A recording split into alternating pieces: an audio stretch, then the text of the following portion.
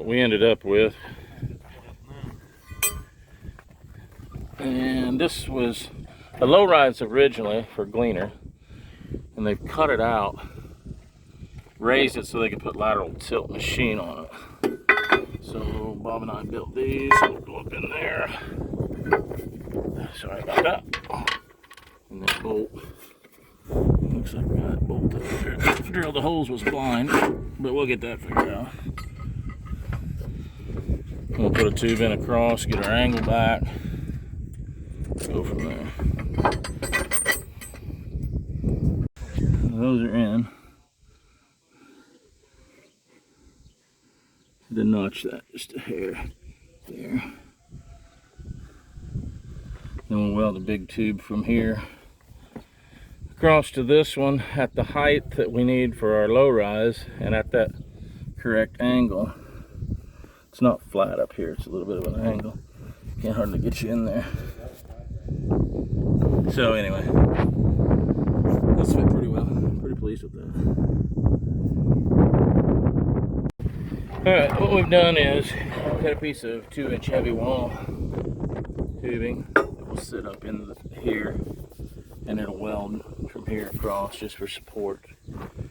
We've shimmed this out with a washer on all the bolts so that when we weld it, we can take this whole thing in and out.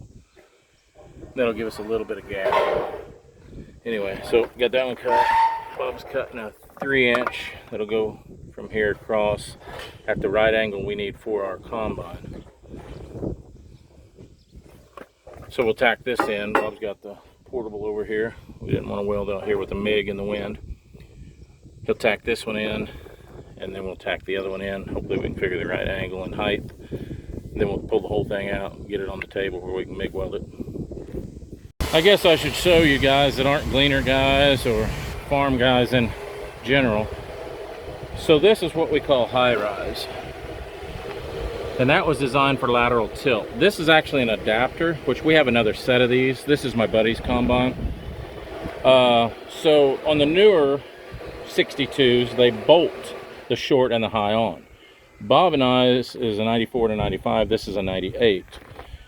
Ours are welded on. The short rise are welded on. Otherwise, we could just put our high rise on and be done.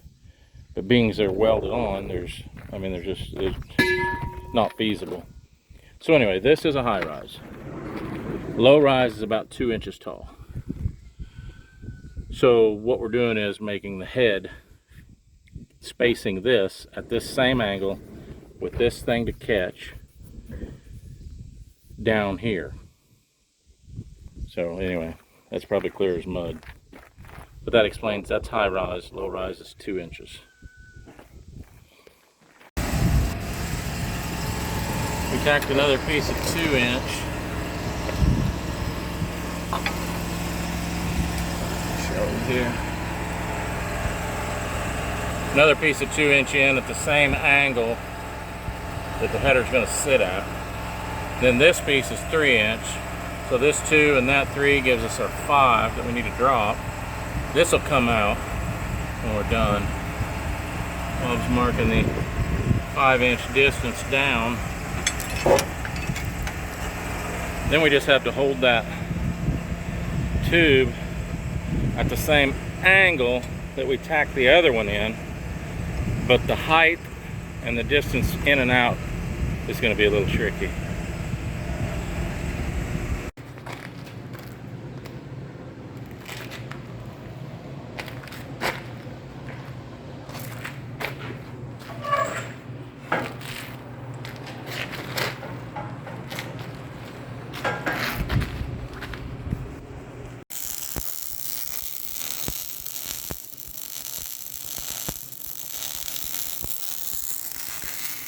It's been a couple days since we've worked on this much.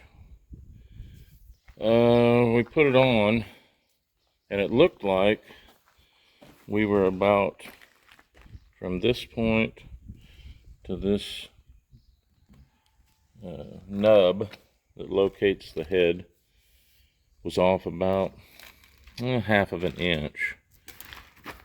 So I put a 1/2-inch spacer plate under it just to bring everything up.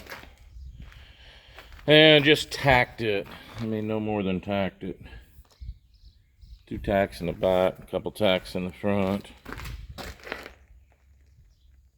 So we'll put it on the head. We'll bolt this back on the head and then probably pick it up and see what we got. It was hot yesterday. Humidity was terrible. Worked on this a little bit yesterday morning. Between the mosquitoes and the humidity, it's been a little rough. So anyway, we worked on that, like I said, a little bit yesterday morning.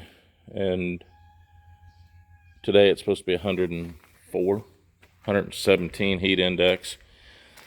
We are going to try to get Liberty sprayed. Maybe start on that Wednesday. They're talking rain Friday, Thursday night, Friday. But we shall see. One other thing I was going to show you was I ordered, well, Bob and I both ordered new actuators for our ladder lifts. When we pick up corn, when we pick corn, that raises the ladder up. Well, Bob's actuator is weak.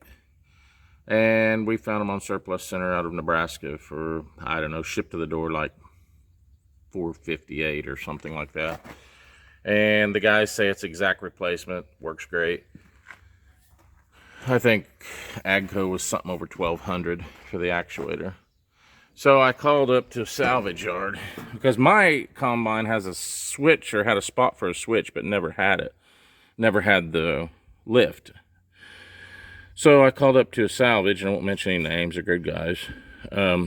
For this bracket was $65. This is a separate bracket, it was $35. And for the bracket on the other end,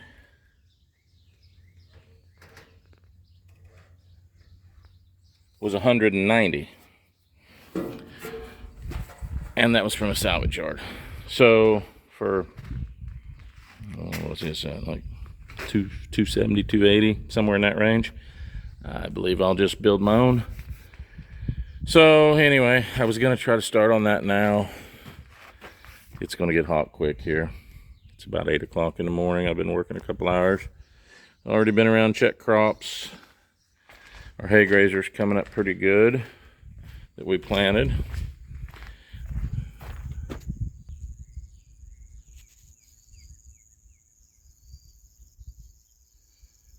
Got a few weeds. Hard to see the hay grazer there. I'll just walk you out there. We sprayed these weeds with dicamba. You guys that know, dicamba rankles, doesn't really kill them. But you can see we've got a stand. Up here the ground's pretty packed. We run a lot of equipment up here, so it's hard to tell. But anyway, beans are looking good. Hay grazer looks good. Corn still looks really well. We'll take a little bit of a hit today, I'm sure, at 104. Even though we have moisture, I'm sure we will take a somewhat of a dink. But anyway, we will see. Get through today's heat, it's going to cool back down. And then, like I said, rain Friday's a chance. So if we catch a rain Friday, we'll be fine on the corn. I'll bring you guys back when something exciting happens. Just doing some quick mowing. My wife wanted a walking path. Mowing that. And we mowed the ditch out front. Mowed some Johnson grass down. And trying to get caught up on a few things before it gets hot today. Well, I just quit mowing for the day. I was watching an online auction when I was mowing. 48-foot spread axle flatbed for the semi. We got all that hay grazer out, as you guys know. It's 12, 14 miles from the house. And we've got goosenecks and trailers, but we bought it to mainly haul hay and just have something we can move bigger stuff around. We talked about maybe making it our tender, but with that spread axle, and it's 48. The one we have, I think, is 45. That oil field trailer, it's heavy. We don't have to worry about dropping it off a ditch or something. It's not going to twist, so we probably won't, but probably just hay. Anyway, next thing on the list. I'm not sure what that is.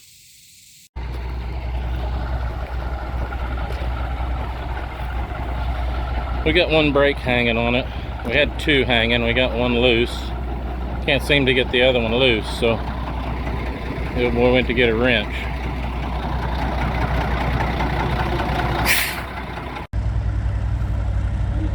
Seismograph equipment. Well, we just got her home. Pulled good. Had to use a hammer on that one brake. I think it's sat for a long time, was rusted, but tapped it with a hammer and it released and off we went. So pulled her 75 mile an hour on the way home and no problems. But anyway, I was gonna wait to make a video until I had the corn head on that other one, but it's probably gonna get pretty long.